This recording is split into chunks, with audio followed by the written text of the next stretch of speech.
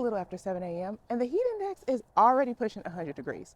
And so you might be wondering, Drea, girl, why do you have a sweatshirt on? I'm glad you asked. Outside of our normally unbearable heat and humidity, we have had what has felt like nonstop weeks upon weeks of rain. And while that has been fabulous for my plants, it has caused the mosquito population to explode in growth. On top of that, we have flies that bite here. And so this sweatshirt is a necessary means so I do not get eaten alive. Also, a brief life update. I shared with y'all in my last video that I'm launching my line of handcrafted body care. I also sell crystals and a little of this, a little of that. Well, less than 12 hours ago, I signed up for my first market, y'all. I am still reeling. I can't even believe I got accepted into the market. And it's a big one. For like my first one being my biggest one, like feels on brand because I can't do anything in moderation. Spoiler alert, it's Plantcon. So I will be at Plantcon with my brand in October here in Houston. It's October 17th through the 18th. I'll be sure to bring y'all along through like countdown to Plantcon as I prep and just all the things. But like I'm still like, this is a very important planting window for us here in Zone 9 because let's face it, no one really wants to be outside in this type of heat. But there's a light at the end of the tunnel. This is the time when we start planning for our fall garden. So in today's video, I'm going to share with you which plants that you can still transplant and will do fine in the months of July as well as of August, as well as which crops you can start from seed indoors for your fall garden in the months of July and August. With that, I am starting to sweat and hopefully I don't pass out from heat stroke. So let's go. The first on the list are cowpeas. And cowpeas are one of the most heat tolerant legumes that you can grow. And that's going to include things like pink-eyed peas, crowder peas, ripper peas, and the list goes on. Like most legumes, it is best to direct sow your cowpeas. And cowpeas don't really need a ton of maintenance. I would consider a very low maintenance crop to grow. And for my legumes, I just amend my soil with compost and a little drizzle drazzle of a slow release, well balanced organic fertilizer. You'll find that you'll hear a lot of people say that because they're legumes, you don't need to give them really any nutrients because the legumes affix nitrogen to the soil. And this is partially true, but nitrogen is only one nutrient that your plant needs. And so that's why I like to amend my soil also with a slow release, well balanced organic fertilizer. If you can find one that's a little lower on the nitrogen end, that's even better. But I've not had any issues. However, I know there are tons of people that will just plant them in soil that's been amended with compost and they have had good luck with that. So choose your own journey. Depending on the type of cowpea that you're going to be growing, you may or may not need some type of support like a trellis. Next on the list are eggplant. My eggplant, y'all, has quadrupled in size and is still putting out. I feel like eggplant is one of those plants, like the hotter it gets, I feel like the better it does. And you can absolutely still transplant eggplant. And for my eggplant, I am in the soil, surprise, surprise, with compost and a slow release, well balanced organic fertilizer. You will want to give your eggplant some type of support. You can either use a wooden stake, or I like to use those tomato cages around my eggplant, and that works just fine. And for my eggplant, I will fertilize every 4 to 6 weeks with a slow release, well balanced organic fertilizer. If you find that your eggplant, the leaves are looking like pale green in color, or they're yellowing, and it's not because of over or under watering, it could be a sign of a nutrient deficiency. And in that case, it could be beneficial to fertilize with an organic liquid fertilizer. The difference between a slow release organic fertilizer and an organic liquid fertilizer is with a liquid fertilizer, the nutrients become readily available to the plant instantly, whereas with a slow release well balanced organic fertilizer, the microbes in the soil break down the fertilizer and make the nutrients readily available to the plant over a longer course of time. Next on the list is okra, that vegetable I love to hate. Okra is one of the most heat tolerant OG crops that you can grow here in Zone 9. It's incredibly low maintenance, and I find that if I just plant it, it grows. Normally, I just amend my soil with compost. If you want to throw in a slow release well balanced organic fertilizer, you can, but for okra, I find that it's unnecessary. For my okra, I do not do any supplemental feedings throughout the season. And for okra, you can still direct sow or plant transplants. Next on the list is the welcome weed in my garden, and that is sweet potato. Sweet potato is incredibly heat tolerant, it is incredibly low maintenance. For my sweet potato, I'm in the soil with compost and a slow release, well balanced organic fertilizer. I do not do any supplemental feedings throughout the season because, yeah, it grows like a weed here. Now, keep in mind, sweet potato is a vine, so it will need plenty of room to spread out. Next are peppers. Now, you still can transplant your peppers. However, with peppers, you do want to make sure you give it some shade through the hottest part of the day.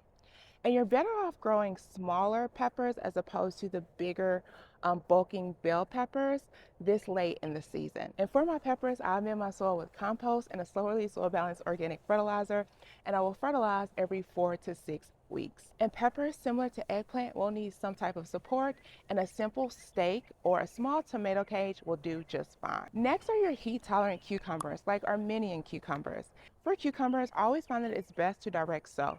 However, if you're transplanting a variety, maybe you got from the nursery, you just want to do so with care because they can be sensitive to transplant shock. Now, depending on the type of cucumbers that you get, whether it's a bush or a vining variety, you may or may not need some type of support. For cucumbers, my favorite types of support are either A-frames or a tomato cage. And for my cucumbers, y'all already know I'm in the soil with compost and a slow release, well balanced organic fertilizer. If you find that you aren't getting much fruit from your cucumber plants, this could be a sign of just poor pollination, which could be a sign that you don't have enough flowers planted nearby to attract pollinators.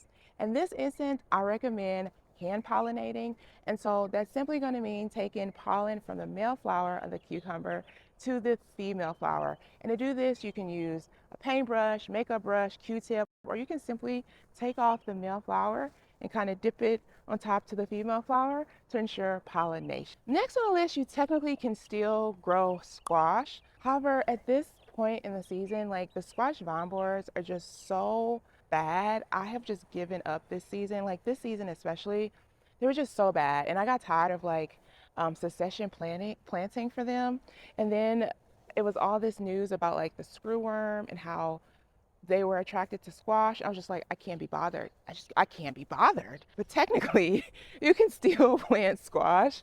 And with squash, like cucumbers, as part of the cucumber, I recommend direct sowing, mending the soil with slow release organic fertilizer and compost, and then fertilizing every 4 to 6 weeks. However, squash is one that I feel like I can go longer.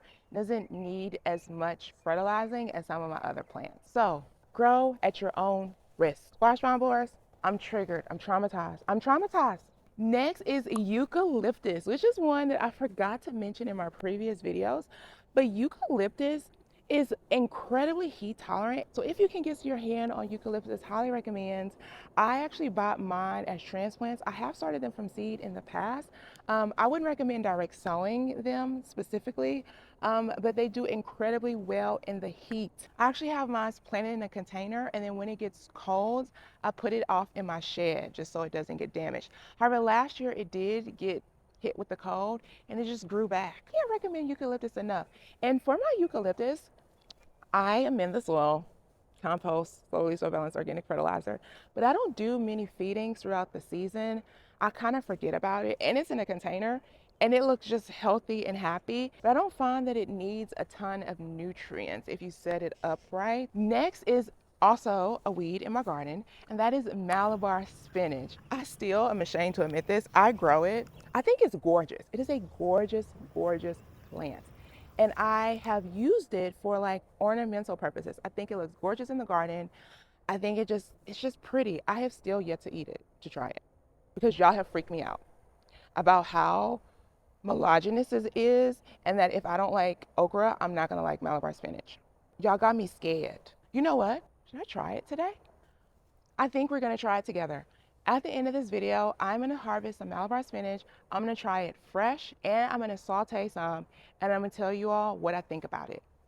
We're gonna do it. You're gonna see my reaction in real time, no filter. But for my Malabar spinach, I literally just planted it in soil that was amended with compost and a slow release dry balanced organic fertilizer, and you probably don't even need that, and it just grows. You don't need to fertilize supplementally throughout the season, but it does beautifully in the heat. However, if you let the flowers drop seeds you will forever have Malabar spinach in your garden, which I don't mind at all. Again, I think it's beautiful, but just know it can have a aggressive growth habit and be somewhat invasive. Next is corn. Corn is one of those crops I always recommend direct sowing. That's because corn has a single taproot that can be sensitive to transplant shock. Corn technically is a grass, and that means it is incredibly nitrogen hungry. And so for my soil, I'm in with composted poultry manure. That's because poultry manure has a higher nitrogen content than other types of compost. Additionally, I will amend the soil with blood meal and a slow release well balanced organic fertilizer. And for my corn, I will fertilize every 4 weeks like clockwork. If you are going to be growing corn, you want to make sure you grow a group of them together, kind of like in a square. That's because corn is wind pollinated, and the pollen actually falls from the tassel of the corn at the top of the stalk all the way down to the silks of the husk, and that is how it is pollinated. And so you increase your chance of even pollination if you have a bunch of them grown together. More of the story, grow lots of corn. Next are herbs, and some heat tolerant herbs that you absolutely still can be growing is lemongrass. I tell you, I need to show y'all a shot of my lemongrass. It is almost as tall as me, and I have it growing in my GreenStalks over by my patio. It's wild. Rosemary, basil. There are so many herbs that are heat tolerant that you still can be growing right now. And for flowers, zinnias, gomphrena, salvia are going strong right now in my garden and have proven to be incredibly heat tolerant. I already also have some obedient plants if you're more into the native. So salvia is a native to Texas, so is the obedient plants. So you have a lot of varieties as it relates to flowers. If you are growing crops, you should always be growing flowers. As I was editing this video, I realized I left off a crop that is incredibly heat tolerant and you absolutely can plant now, and those are yard-long beans. They are a type of legume, and as I mentioned earlier, I always amend my soil with compost and a slow-release, well-balanced organic fertilizer. Similar to cowpeas, they will need some type of support. Okay, y'all, now we're gonna go into the fun part. These are crops you should be starting indoors for your fall garden. Now, a caveat is that there are 2 categories of crops that I'm going to be talking about. One are going to be heat tolerant crops where we are trying to beat the clock to get ahead of the first frost, because these plants will not take well to frost. And then the second category of plants are plants that are cold tolerant, and we're kind of balancing planting them too soon where it's still too hot versus when it's cool enough. And so because the Texas weather is just so predictable and so reliable, and the weatherman is always right, I like to stagger my plantings so that it gives me a little bit of buffer in terms of when I actually am able to plant them outside. Now, the first on the list are tomatoes. Tomatoes is something you absolutely should be planting like today, like this week in the month of July. Tomatoes are incredibly frost sensitive. Now, with your tomatoes, you want to choose varieties that will mature within the time that you still have left within your growing season. Now, if you are unfamiliar with how to do this, I have a whole video series about starting seeds indoors where I go into great detail about your first and last frost, how to calculate it, resources available, and I will link that below. But whatever variety, you want to make sure that the maturity date is within the window that you have left within your growing season. For example, so if you pick a variety that has 60 days to maturity, but you have 45 days left in your growing season, you're not going to see that plant go into maturity before frost takes it out. So you just want to be mindful of that. The next is eggplant. So if you aren't wanting to just grow them now, or maybe you want to start new varieties, same with peppers, now would be the time to start your eggplant seeds indoors to transplant later in the season. Next on the list are peppers, and it's going to be very similar to tomatoes. Peppers are also frost sensitive. I found like they're not quite as frost sensitive as tomatoes, but they will not take a freeze well. Same rules apply. You want to make sure you are picking varieties that have a days to maturity that fall within your how many days you have left in your growing season. What I like about peppers is that if you're planting them in a container, which peppers grow incredibly well within containers, so there's no reason why you shouldn't be growing peppers if you can grow something in a container. You can actually bring them in when it gets cold and winter your peppers over. I have done that season after season, and it's worked incredibly well. Next are going to be your brassicas, and this is going to include things like cauliflower, broccoli, Brussels sprouts, which takes the longest to get started and going. And the list goes on. And I will include the list of all the brassicas you can get started and when to start them. This is one where we're kind of striking the balance of starting too early versus too late. But for most of them, you're good to start late July through August, and some even in September. Again, this is not foolproof because we know weather is quirky, but this is just a general guideline. The thought of fall brings me such joy, y'all. It is hands down my favorite time of year for like all things in life. And it's also one of the best windows, so fall into winter, to plant fruit trees in Houston, the Houston metro area. And I've gotten so many questions from you all about where I get my fruit trees, picking varieties of fruit trees, how to plant fruit trees, how to care for them. And so this year I'm gonna do a better job at bringing y'all along because I can never have too many fruit trees. Also, y'all, I still am reeling from the fact that I am gonna be at a market, like legit, corner, booth, and all. High visibility, like I put down a sizable investment.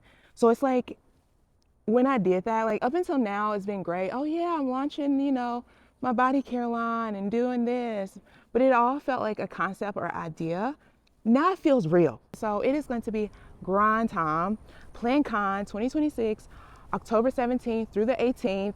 I am going to bring y'all along. We're going to do a countdown to Plantcon where I show you all behind the scenes on how I'm prepping for the market, me freaking out about the market and all the things. But I'm super excited. If you're in the Houston metro area, maybe consider, stopping by the booth, saying hi, even if you don't buy anything. I love meeting you all. I love when I meet people in person that recognize me. First, it just blows my mind. But I love interacting with people. I'm a people person. I don't bite, I promise. So until next time, don't forget to subscribe, and hit that bell. And remember, every black thumb ripens to green, and it all just starts with a seed. Okay, y'all, the moment of truth. I have a literal single leaf of the Malabar spinach that's fresh, obviously, and then I withered some in a skillet like I would spinach. I just added a bit of avocado oil and adobo seasoning. I don't know if it's overcooked, undercooked. I've never cooked it before. I suppose I could have looked it up, but it's too late now, so we're gonna give it a try. I'm gonna give you my honest opinion. Okay, y'all, I see slime. This is not looking good, y'all. I don't know if that was from the fresh one or the cooked. Do I really want to do? Y'all. Oh, it's from the fresh one. Do y'all see? It reminds me of okra, but aloe vera. I don't want to taste it. Okay, here we go.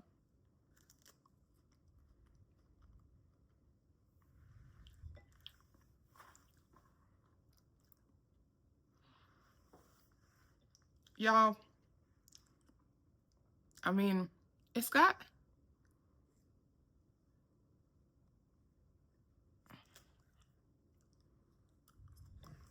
I definitely would not swap this for spinach. Y'all, I don't know. I gotta think about that. How to describe this. The leaf is thicker than the spinach leaf. I don't really taste the sliminess eating that itty bit right there. I suppose if I had a bunch of leaves at the same time, I could see it being a problem. But it definitely does not taste like spinach. It's thicker than spinach. It's very tender. Your teeth just sort of sink in. It tastes green. I mean, if that's a thing. And it has a slight saltiness. It's not salty, but kind of like how celery and chard have a saltiness to it. This also has a saltiness to it. I mean, it's fine. I don't know that I would crave it. I'm really interested to try this. It cooked.